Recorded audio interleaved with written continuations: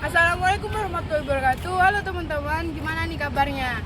Di sini kami akan mengerjakan tugas IPA yaitu dari Ibu Vidya Sedianingrum tentang gaya gerak, energi serta alat gerak pada manusia nih.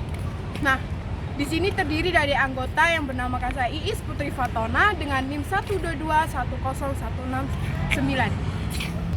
Hai, perkenalkan nama saya Mega dengan NIM 122101660. Perkenalkan, nama saya Murni, NIM 122101170.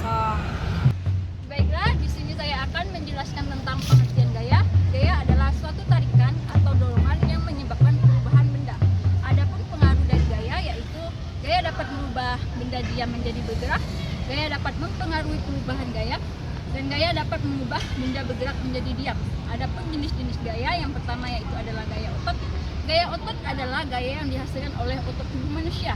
Contoh dari gaya ini yaitu mendorong pintu, mengangkat buku, dan menarik pintu. Yang kedua yaitu ada gaya gesek. Gaya gesek adalah gaya yang disebabkan adanya gesekan antara dua benda. Contohnya ketika seseorang yang bersepeda kemudian mengerem, maka akan terjadilah gaya gesek. Yang ketiga adalah gaya magnet. Gaya magnet adalah gaya yang disebabkan oleh pengaruh magnet. Gaya magnet contohnya seperti paku yang didekatkan dengan magnet, maka paku itu akan tertarik oleh magnet tersebut. Yang keempat adalah gaya pegas. Gaya pegas adalah gaya yang dihasilkan oleh renggangan pegas. Contohnya yaitu karet yang ditarik, maka akan menghasilkan gaya pegas. Dan yang terakhir yaitu gaya listrik. Gaya listrik adalah gaya yang dimiliki oleh benda yang bermuatan listrik. Adapun contoh dari gaya listrik ini yaitu kipas angin yang semula diam akan bergerak ketika dicolokkan kepada listrik. Baiklah, itu saja yang dapat saya jelaskan tentang pengertian gaya. Nah, di sini saya akan memberikan salah satu percobaan atau contoh dari bahwa gaya itu dapat merubah bentuk dari benda. Ini adalah salah satu contohnya yaitu plastik. Saya akan meletakkan plastik di bawah, lalu saya akan menginjaknya. Nah, ini adalah contoh dari perubahan gaya, bahwa gaya dapat merubah bentuk dari benda tersebut. Selanjutnya saya akan menjelaskan tentang gerak-gerak adalah perubahan tempat kedudukan pada suatu benda dari tempat awal, yaitu gerak parabola. Gerak parabola adalah suatu gerakan yang pada awalnya diberi kecepatan. Dan yang selanjutnya gerak vertikal.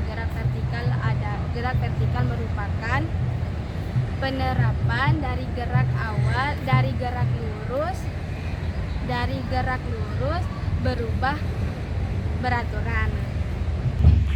Nah, selanjutnya itu energi dan sistem alat gerak pada manusia.